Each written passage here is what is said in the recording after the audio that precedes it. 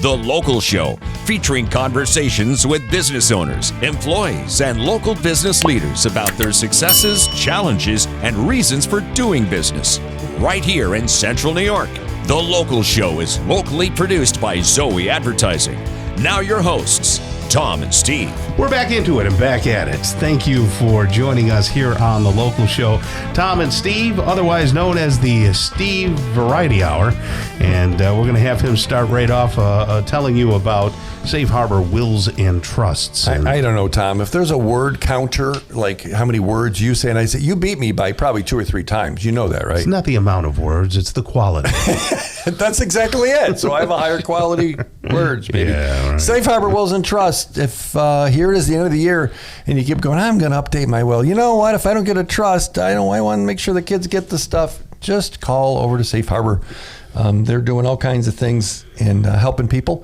But you can get info on their website at safeharborwillsandtrust.com or call and just ask questions. 370-9977. That's a pretty easy number. That's the big area code, Tom. The big one. 370-9977. Our friends over at safeharborwillsandtrust.com, Tom. All right. It's our pleasure to bring back onto the show Mike Intaglietta. He's the executive director of the Landmark Theater. And it's fall. And that means, my mind says shows and things to do inside. How are you there, Mike? I'm doing well. Thanks for having me. Well, thank you for being here. Tell everybody who might not know you personally what your history is and what brought you to the Landmark. Yeah. So I've been with the Landmark now for 9 years. Started back in 2015, and we've really done put in a lot of work to build the Landmark up to a place where we're doing shows regularly, and we're doing bigger shows. We've got a big Broadway show coming up, The Lion King, this December.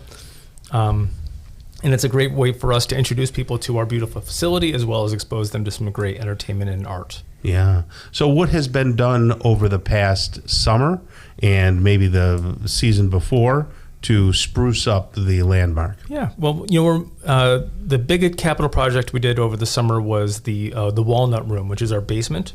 Mm-hmm. It sounds better. The Walnut Room. The Walnut Room. The basement. I don't know. If I'm going to a party, I'm thinking the Walnut Room. Probably better. It is much better. Yeah. It is this beautiful. It's got black walnut finishes all around the perimeter of the room, and it had the ugliest carpet you could ever imagine. The floor has started to buckling in several places, so we leveled out the floor. We've got new flooring down there. We took out the permanent bar, but we're going to have mobile bars so that you can still go down there for refreshments. It'll allow us to be a little bit more flexible, host parties down there, and still provide the service that we do for the shows. And you not have nice toilets down there?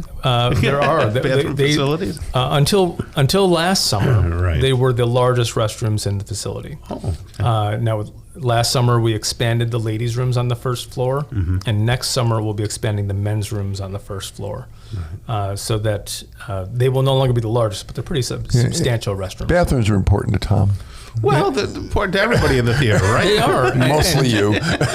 And it's one of those things that we have to think about, and that you don't think about until you go to a show and there's 2,000 other people also trying to use the restroom. Yes, right. That's true. So, substantially increasing the number of facilities was a big help for us. Yeah. Was it a decent season for you over the summer for private parties and corporate parties? And well, because of the renovation work we were doing, we didn't. We were pretty largely closed. Okay. But so get on the list for this coming season. Well, we're going to be doing a lot of work. Our centennial's coming up in 2028. Okay. And so we're going to be doing a lot of work to make sure the theater is fully restored in time for that centennial. Yeah, that's beautiful. So what's coming up here? I know that we have Nutcracker around the corner, and what else did you just? Oh, Lion King. Yeah, Lion King's obviously that's the big one. They're going to be doing 16 shows. Wow. But do not sleep on tickets because they're going fast. We're expecting that most of the shows will be sold out by the time the curtain rises on the first 16 shows. And what's the capacity for a show like that? About 2,700. Okay. So you can do the math. It's going to be a lot of people. Yeah, there's really not a bad seat in there that I could find.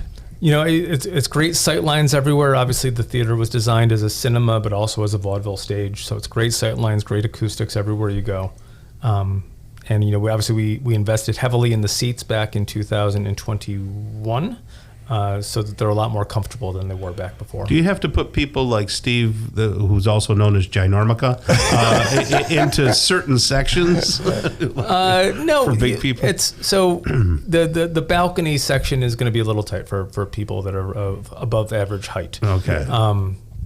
The further up you go, the less leg room there's going to be. But we did what we could with the seats to make them more comfortable for our patrons. Well, they stagger well too. So there's a staggering there, and I think it's line of sight. Yeah. And somebody smarter than Tom figured this out. So if you do have someone in front of you, even if they are extraordinarily tall, it's like a pyramid. Like you can look through. It seems like it's well crafted. Yeah, I always recommend to people if they do have a concern that someone in front of them is going to be too tall, don't sit on the center aisle.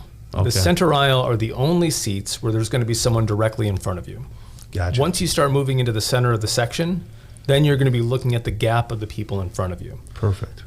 It's a little quirk of the way we set up our theater is that there's a center aisle, and if you're in seat 2, the person behind you in seat 2 is going to be looking right at the back of your head.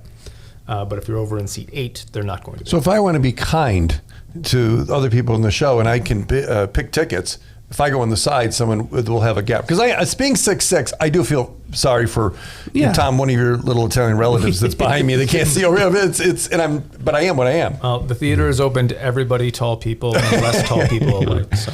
Very nice. You have some singing groups coming in too. I noticed there was a cluster. I hadn't heard of them before, but I guess they're pretty famous. That whole group of people. I can't remember their names. Wait, who's coming? Yeah, who's coming? Up with people? No. On Saturday, we have Jessie Murph. She's a very popular and trending young artist. Yes. And then, as you mentioned, we'll have the Nutcracker on Sunday. Mm-hmm. We have Get the Lead Out, the Led Zeppelin tribute band, which is very popular in this area. Yeah. That sounds amazing. It should be a lot of fun. Yeah. And then we have the Illusionists will be doing a holiday show. It's a holiday, magic show. Yeah. And then we've got the New York State Craft Brewers Festival, or the Brewfest as we call it, which is an annual event that we've been hosting at the Landmark. Can I volunteer Tom to the Illusionist and make Tom disappear? Cut him in half? Yes, I'd like to see Tom cut in half. Now, Mike, I know from our past interviews that you've done a little stand-up comedy and stuff. Is stand-up comedy going away, or is it not as popular? We have not been seeing as many stand-up comedy shows at the Landmark since COVID. And we've been seeing a lot of them going to the War Memorial Arena. Oh, really? Okay. Yeah. I don't know if this is a long-term trend. Yeah. But we've had very limited. It was stand-up comedy was a big part of our show mix before COVID, and since has been. Do you think it's been down in general, just nationally speaking? I honestly I don't know. I think okay. the people that used to perform at the Landmark are going down the street to the bigger. Right. You ever been to a stand-up show, Tom? Oh yeah. Do you like it? I'm uncomfortable sometimes. I don't know why. Because you think they're going to call on you and no, go, hey. Not because of that. It's because I think some people are just not that funny. And, okay. And I feel bad for them. That makes sense. Unless they're a Jerry Seinfeld, a big name. Right. No, I saw Steve Martin 1,000 years ago. Yeah. Stand up. It was fabulous. Yeah. It was a long time ago. Generally speaking, if they're coming to the Landmark, they've got their act down pretty well. They're pretty so good. Everything at landmarktheater.org, all the shows, all the information. If they want to ask questions, whatever it is, they can go there and get connected and enjoy all the great things that are coming to Landmark this year. Absolutely. Great. Well, it's good to see you again, and you take care, Mike. Thank you so much.